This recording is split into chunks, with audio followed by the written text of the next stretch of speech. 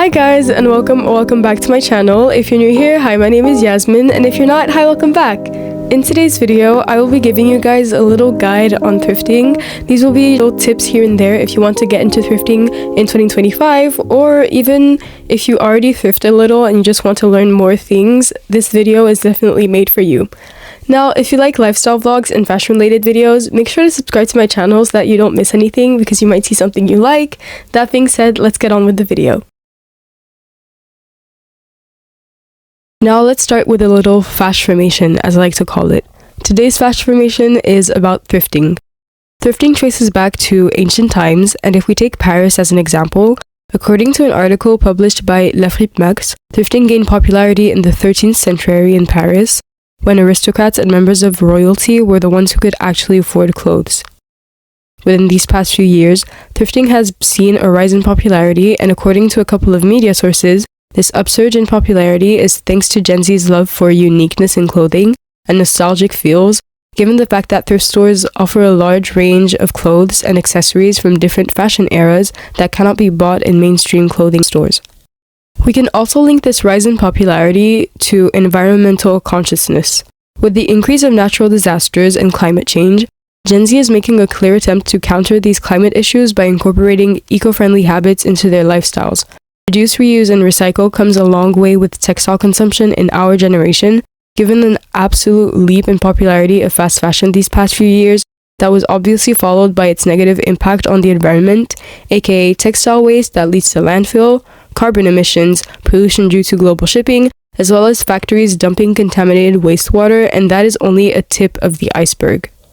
We still have a long way to go to save the planet, and environmental issues are a collective issue that we can and should take action upon. With this video, I hope to teach you the basics of thrifting, a habit that will benefit your wallet and, of course, our planet.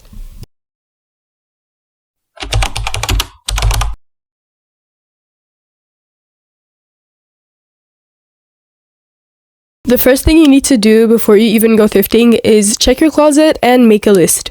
If you go to the thrift store without having a clear idea of what you want to buy, you will go there and feel like you're not finding anything. But how do you expect to find anything if you're not looking for anything, babes? That's not how life works. So check your closet. Make a little list, even find some inspiration on Pinterest. I often make Pinterest boards before I go thrifting so that I can find things that are similar to what's on my thrift wish list, or clothing pieces that have the same shape of what I'm looking for or the same color. Just really have a general idea of what you're going to go look for at the thrift store. Make that list before you go. Also, don't be afraid to be really specific with the list. There's nothing wrong with wanting a very specific clothing item. I know that a lot of the times when I'm looking for something very specific, I feel like I can only find it in stores that are fast fashion. But in reality, if you're really clear with what you want, you might manifest it. Simple example, I was thrifting in autumn for a mini dress that was also long sleeved, also off the shoulder, and in a plain color like black or white. I did find my perfect winter dress. It's off the shoulder, it's a mini dress, and it has long sleeves, and it keeps me extremely warm. Really, don't be afraid on being specific.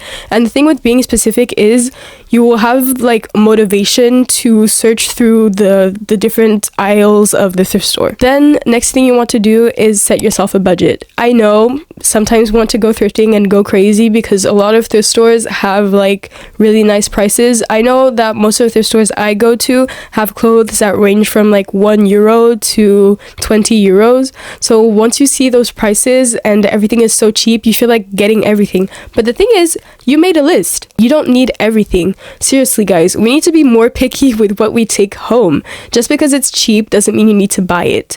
Make yourself a budget so that you don't go overboard and you really get the things you need to buy. The reason it's useful for you to set your budget before you go thrifting is, of course, to be more picky with what you choose, but also because it's going to be easier for you to find a thrift store.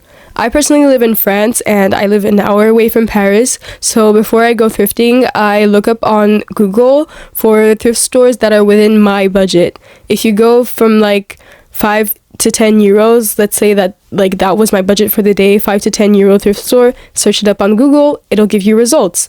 And if you're a little lucky like me, my nearest thrift store sells clothes that are within my usual budget, which is 5 to 10 euros too. But if you're not lucky and you need to go search further, social media and Google will be your friend. Now, the fun thing with finding thrift stores or flea markets or charity stores on social media is the fact that sometimes they have their own personal accounts. I know that there's this one thrift store that I completely forgot the name of, but I'm going to put it right here. There's a thrift store in Paris that sells jewelry that's within 5 euros. Like everything you get, no matter what you get, it's 5 euros. And other well-known lines of thrift stores like Les Sales Voleurs, they have their own Instagram accounts, and this is good because once you go to their socials, you can see people's reviews and honest reviews, because a lot of people don't hold back on Instagram and on social media in general. So search up thrift stores and do your research before you go thrifting so that you have less chances of being disappointed once you get to the thrift store. I had to take off my glasses because the lighting was getting a little bad, but let's say it is now thrift day. You are still at home, but you have found the perfect thrift store that is within your budget and a little far, but completely worth it. And you're just ready to go and you're super excited. One thing I need you to do before you even go there is wear the most basic outfit you have ever worn in your life. I'm talking a plain white shirt and a pair of jeans. The thing with thrifting is a lot of the times thrift stores have a lot of statement pieces. But if you go to the thrift store looking for statement pieces and you're already all dressed up in your perfect outfit, you might wear a clothing piece and feel like it doesn't look good, or it just looks a little strange with what you're wearing, because maybe the outfit that you decided to wear to go through the store just doesn't match what you're buying, and that might trick you into thinking something is ugly when it's not necessarily ugly. It's just that you wore a very complicated outfit. Now that you have worn your basic outfit and that you are finally at the thrift store, I'm gonna need you to look through every single aisle, and every time you look through a clothing aisle and you see a clothing rack, you need to go through every single clothing piece. This is actually a great piece of advice, especially if you're in a thrift store that doesn't put clothing pieces within their categories. A lot of thrift stores in Paris, or just thrift stores near me, put the leather jackets with the leather jackets, the jeans with the jeans, the sweaters with the sweaters, but that's not the same everywhere. A lot of thrift stores are actually very messy, especially if you go to the bins to thrift. You won't find pieces that are classified by order or just by category. You might find a very cute skirt in the jeans section or a very nice sweater with the bikinis, so you need to look through every single clothing rack, no matter the thrift store you go to. It is a secret to no one, at least not a secret to people that are used to thrifting, that thrifting is time consuming.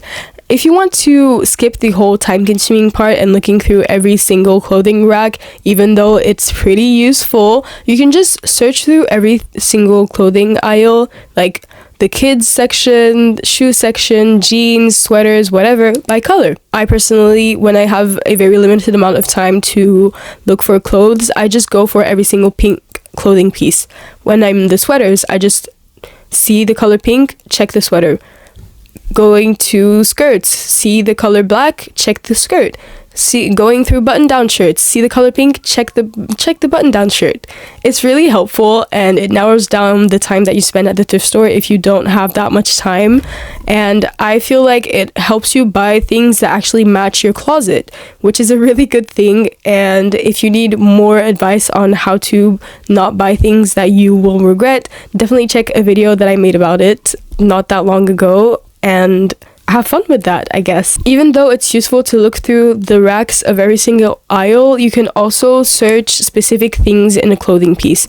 Let's say you're going through the jeans and you don't know which pair of jeans to check or just look at precisely. You can obviously check every single jean, like take it off the rack every single time and check it, or you can look at the pockets, look at the back pockets of every single jean you see, and every time you see a pair of jeans that has cute back pockets, check it out. This narrows down the time that you search for jeans in particular, and it also helps you find really cute clothes that fit really nicely most of the time. Now that you've gone through every single clothing aisle and you've seen every single rack, and maybe you shopped by color or shopped by detail, you can try on every single clothing piece that you got. It's really important to try on every single clothing piece, especially if you were second guessing a few clothing pieces, because once you try them on, they can look completely different. A lot of creators make videos about how trying on a clothing piece may make you want to buy it, because thrift stores are not fast fashion stores, which is pretty obvious. But the thing is, I feel like when you go to a fast fashion store, you see the clothing item and already have a general idea of what it's going to look like when you wear it. But thrift stores are a little bit more complicated because it's clothes you've never seen before, and it's clothes that are very unique. So you really need to try them on to get an actual idea of what the clothing piece looks like, because holding them up to your face alone is not always enough. So try on every single thing you want to get, or try on every single thing you thought looked cute from afar, because it might be actually really cute. Now that you have a pile full of clothes in your clothing cart, I need you to do a HDSS check. Now, a HDSS check is not something that has been popularized or anything. It's just holes, damages, stain, size. It's something I came up with because when I was getting into thrifting, I noticed that sometimes I will come back with clothing pieces that had holes in them or were just damaged in general. Some clothing pieces even had like really bad stains that I couldn't get out of the clothing piece, or the size wasn't really it, but I still took it home because I thought it looked cute. The HDSS check will make sure that you get home with clothing pieces that you actually can wear. Now, the H stands for holes, the D stands for damages, the first S stands for stains, second S stands for size. The thing with the holes is that you don't really notice them right away. That's why you need to really check the clothing piece from arm to arm, and then the front from front to back if it's a sweater. Jeans, you know how to check for jeans, leg, waistband, holes in the pockets, back pockets, front pockets. Really check the clothing piece thoroughly, because going home with a clothing piece that is already damaged is very disappointing. It's heart-wrenching, and I hated it at the beginning because I didn't know what I was doing. So you really need to check for holes. The thing is, it's not just holes with these clothes that were pre-loved. Sometimes they're just damaged. For example, I came home with a red cardigan and I hadn't properly checked the buttons. And when I saw the buttons, I noticed that one of the buttons was cracked. Like, not even that it came off, it was cracked in half, and I hadn't noticed it until I got home. Luckily for me, the clothing piece was only 85 cents, but it's still heartbreaking to get home with clothing pieces that you can't wear that much, because if you're not getting a lot of wear out of a clothing piece, what's the point of even buying it? The reason you need to check for stains on thrift store clothing pieces is because usually stains are the reason some clothes end up at the thrift store. And if your clothing piece is at the thrift store because it has a stain on it, it's usually because it's a stain that the former owner had a really hard time getting out. And you don't want to end up with clothes like that in your closet, because even if you try to cover them up with badges and stuff, it's really disheartening when you can't get a lot of wear in an outfit. The thing with size, you're gonna feel it right away when a clothing piece doesn't fit you, but sometimes we try to think, I'm going to lose weight and wear this anyways, but it's a really bad idea, because that might be a clothing piece you'll just regret buying. If it's not your size, if it doesn't fit comfortably, just leave it alone. It's okay, you will find even better somewhere, some way, somehow. The thing with damaged clothes is sometimes the damage isn't that bad. It might just be a button that popped off or a really tiny hole that you can easily patch up, but you still need to think twice before getting these clothing pieces. And maybe you have the skills to fix it, but really think, do I want to get this clothing piece, and will I fix it right away? Or will I buy this clothing piece and procrastinate fixing it till the end of time? Now that you're done thrifting, you need to wash your clothes, because I think it's pretty obvious, but I need to really insist on washing your clothes, because imagine someone before you has worn this clothing piece multiple times. It is called secondhand for a reason. You have no idea what they did with that clothing piece or where they went. So get home, wash the clothing pieces, fix them, and then there you have it. You're done. You have successfully went on a perfect thrift journey. And I'm gonna be honest, you're not always gonna find things at the thrift store. Okay, and it's completely fine. You just need to keep looking and be patient. Shop by detail, shop by color, go through every single clothing aisle, go through every single rack, and you will find what you want and find what you love. That is it for today's video. Hopefully you guys enjoyed watching this video as much as I enjoyed making it, and hopefully I actually taught you guys a few things about thrifting and I didn't just cement in the things that you already knew. Make sure to comment down below any thoughts you have on this video or any advice you want to give to others if you're already pretty good at thrifting, or any things you wish I said, or if you have any questions, make sure to leave them down below and I will be happy to answer every single question, because if I made this video, it's to answer questions and help you guys out with thrifting. So yeah, make sure to like, subscribe if you're not already subscribed, and as always, I wish you guys an amazing week and I'll see you guys soon.